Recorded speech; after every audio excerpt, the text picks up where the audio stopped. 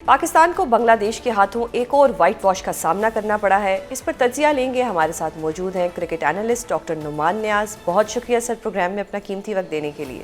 Sir, सबसे पहले तो ये बताएं कि पाकिस्तान का बांग्लादेश से मुसलसल 2 सीरीज़ में वाइट वॉश होना आपके लिए एक शौक था, एक क्रिकेट शौक था, या आप भी इसको एक क्रिकेट डिकेइंग का हिस्सा समझ रहे हैं जो कि मजमूई तौर पर पाकिस्तान की टीम के हवाले से नज़र आ रहा है? बिल्कुल भी जी, बिल्कुल भी शॉकिंग नहीं है। जब आपकी मिसप्लेस प्रायोरिटीज होंगी, जब रेजिस्टेंस टू चेंज होगा, जब इनहेरिट इनसिक्योरिटीज होंगी, जब इररेलेवेंट लोग जो हैं वो प्रोफेशनल पोजीशंस पे बैठे होंगे, और उसके बाद वर्ल्ड क्रिकेट जो है वो प्रोग्रेस करके मल्टी डिसिप्लिनरी अप्रोच के साथ, साइंटिफिक इंटीग्रेशन के साथ, बायोमैकेनिकल सुपर फिटनेस पे चली जाएगी और रोल्स डिफाइंड क्रिकेट खेलना शुरू कर देंगे। और आप वो इक्विपमेंट भी लाने से कासिर हैं, बिकॉज अगर आप लाएंगे तो एक्सपोज हो जाएंगे। तो फिर अगर आप फिएट हैं तो फरारीज तो आपको आगे बढ़ने नहीं देंगी। अब अनफॉर्चुनेट चीज़ ये है कि बांग्लादेश जो 2000 और 2001 से लेके 2024 तक सोचता भी नहीं था कि पाकिस्तान से टेस्ट मैच जीतेगा, वो 4 सक्सेसिव जीता और एक वर्ल्ड रिकॉर्ड हुआ है, क्योंकि Zimbabwe was the only team जो 3 उनसे टेस्ट मैच हारी हुई थी। हम 4 हार चुके हैं, सक्सेसिव वाइट वॉशेस करवाए। Credit to Bangladesh for 2 reasons. एक तो उन्होंने प्रोग्रेसिव बिहेवियर दिखाया, वो प्रोग्रेस कर रहे हैं, और हम रिग्रेस कर रहे हैं और हम अपने लोएस्ट में हैं। 1960s की डेकेड को डेकेडेंस कहा जाता था कि आपने 10 साल में सिर्फ 30 टेस्ट खेले थे, 6 कप्तान आपके बदल गए थे, और 2 साल आप क्रिकेट इंटरनेशनल आपको सीरीज नहीं मिली थी, और आप जो है सिर्फ 2 टेस्ट मैच जीते थे। बट ये तो तमाम रिकॉर्ड तोड़ गए हैं, ये तो डिजर्व ही नहीं करते। जो भी लड़के खेल रहे थे, bowler specially, they don't deserve to play test match cricket. तो इररेलेवेंट लग रहे थे, उनकी फिटनेस ही नहीं है। सो उसका रीज़न ये है कि अच्छा, दूसरा री-इन्फोर्सिंग फेलियर्स। कहाँ से दुनिया में होता है कि आपने 16 टेस्ट में कप्तानी करवा दी शान मसूद से, 12 टेस्ट मैच आप हार गए, और जो 4 जीते भी स्क्वायर टर्नर्स पे घर पे जीते, पंखे लगा के, पिचेस बना के। अब अगर आप बांग्लादेश को देखें, कल्चरली इनहेरेंट उनकी स्पिन बॉलिंग थी। वो भी चाहते तो गज टर्न होने वाली स्पिन पिचेस बनाते, और वहाँ पे ताजुल इस्लाम और मेहदी हसन मिराज वगैरह से नईम है उनके पास, उससे वो आउट करवा लेते। उन्होंने फास्ट बॉलर्स पे फोकस करके प्रोसेस ड्रिवन फास्ट बॉलर्स बनाए हैं, सुपर फिट हैं। अब अगर आप देखें तो उनका जो स्लोएस्ट बॉलर था वो आपके फास्टेस्ट बॉलर से तेज गेंद कर रहा था। नहीं राना तीसरे सेशन में भी 140 प्लस कर रहा था। That is all about fitness attitude. तो आपकी फिटनेस ही नहीं है तो आप just you go through the actions. So unfortunately this is the worst we are seeing. And 8वें नंबर पे आज आप टीम बन गई आपकी। और आपको एक और शॉकिंग न्यूज़ देता हूँ कि जनरली वो अच्छी टीमें होती हैं जो रन ज़्यादा करती हैं और कंसीड कम करती हैं बॉलिंग में। तो south Africa remains the best team in the world. आप 9वें नंबर पे आ चुके हैं, और आपका जो एवरेज डिफरेंस है, यानी कि बैटिंग में अगर आप 24.95 रन करते हैं तो बॉलिंग में आप 31,059 दे देते हैं। तो -6.63 आयरलैंड की टीम से भी नीचे है ये एवरेज डिफरेंस। तो अब कैसे कहना है कि आप टेस्ट मैच जीत पाए? तो आप तो इररेलेवेंट होते जा रहे हैं। आपके नीचे से डॉक्टर साहब, आपने बॉलिंग की बात की। अगर बॉलिंग की बात करें तो हमने इस टेस्ट सीरीज के लिए एक ऐसी बॉलिंग लाइन क्यों सिलेक्ट की जो एक टेस्ट में 20 विकेटें भी लेने के काबिल नहीं थी?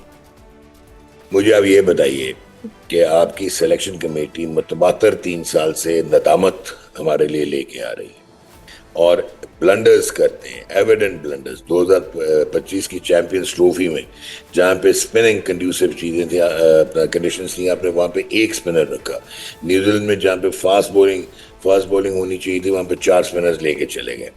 सो उनको कुछ नहीं कहा गया, नंबर 1। नंबर 2, आपका एक क्लैन सिस्टम है। You scratch my back, I scratch yours. आपके ग्रुप्स बने हुए हैं जो कि एक दूसरे को वो करते हैं, तकवीयत देते हैं। आपकी फ्रेंचाइजेस का कोई बैक एंडेड रोल बन चुका है कि वो अपने लड़कों को खिलाते हैं, नेटवर्किंग है, तो फिर मेरिट नहीं होता। अभी आपके पास रेड बॉल बॉलर्स जो हैं वो हैं, ये नहीं है कि आपके पास नहीं है। जो सीजन खेले, उषा खान है आपके पास, नियाज है आपके, एक वो लड़का है खलड़ो, उसने 104 आउट किए हुए हैं। फिर आपके पास अली रजा इज 150 के करीब वो गेंद करता है, तो आप उनको लेके जाते। आप हसन अली को ले गए जिसकी फिटनेस डाउटफुल थी। आपने खुरम शहजाद, अगेन उसकी फिटनेस डाउटफुल होती है। खैर वो है भी मीडियम पेस है, इज नॉट लाइक कि बहुत ही वो तेज हो गए अब्बास, बट उनको आपका एक्सप्रेस बॉलर कौन था, शहनशाह अफरीदी जो 122 पे आ जाते हैं रेड बॉल में, अभी आप इनको T20 खिलाएं तो 140 कर देंगे। जब 4 ओवर्स करने होते हैं तो they are trained like that कि 4 ओवर की मसल मेमोरी है, and then you expect that they are going to deliver in longer duration cricket. अच्छा डॉक्टर साहब, इस वाइट वॉश के बाद शान मसूद आपको बतौर कप्तान इस्तीफा देते हुए, स्टेप डाउन करते हुए नजर आ रहे हैं? देखें, बात सुने, वो क्यों इस्तीफा दे, अब मैं आपको जस्टिफाई करके देता हूँ।